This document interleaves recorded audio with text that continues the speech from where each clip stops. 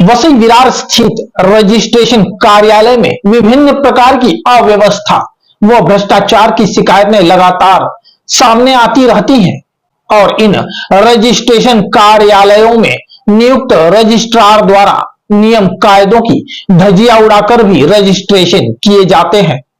वह अलग बात है कि इसके एवज में जिम्मेदार अधिकारियों द्वारा या रजिस्ट्रार द्वारा एक मोटी कीमत भी रजिस्ट्रेशन करने वालों से वसूली जाती है।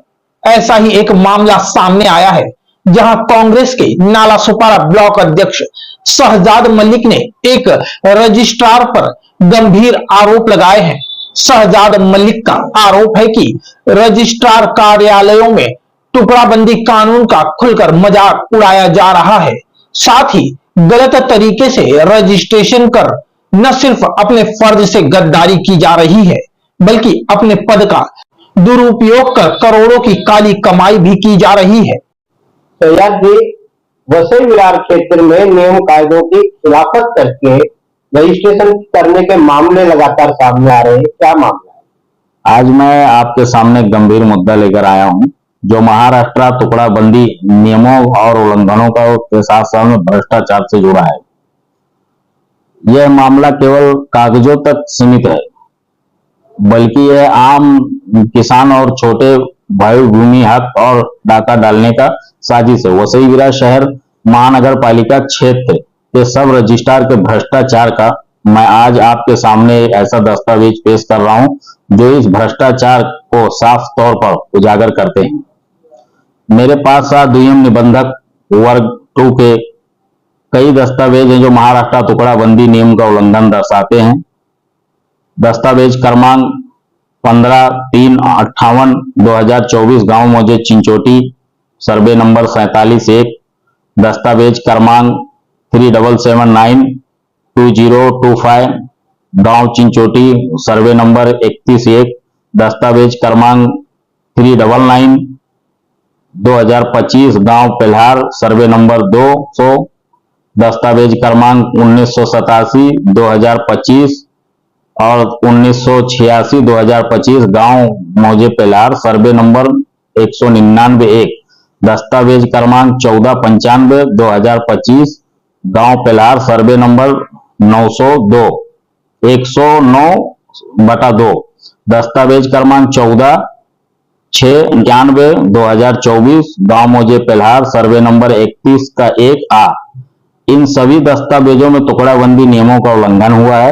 महाराष्ट्र टुकड़ाबंदी अधिनियम के तहत 2 हेक्टेयर से छोटे टुकड़ों की जमीन की रजिस्ट्री और बंटवारे गैर कानूनी है, लेकिन इन दस्तावेजों में छोटे टुकड़ों में जमीन पर गलत तरीके से रजिस्ट्री किया गया है।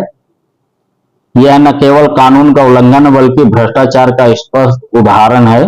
मैंने इस मामले को गंभीरता से लेते हुए महसूल मंत्री, अपार सचिव मंत्रालय मुंबई, जिला अधिकारी पालघर, सह जिला निबंधक वर्ग 1 तथा जिला अधिकारी मुंद्रा पालघर व सह जिला निबंधक 2 को 3 पत्र लिखे हैं जिनमें इन दस्तावेजों की गड़बड़ी की शिकायत की है। लेकिन अफसोस की बात यह है कि आज तक कोई कार्रवाई नहीं हुई है।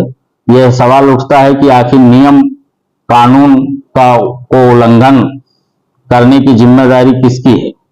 क्या अधिकारियों का काम केवल कागजों पर मंजूरी देना है, भले ही वो गलत हो? भ्रष्टाचार का असर यह उन गरीब किसानों की जिंदगी से खिलवाड़ है जिनकी जमीन उनकी आजीविका का आधार है।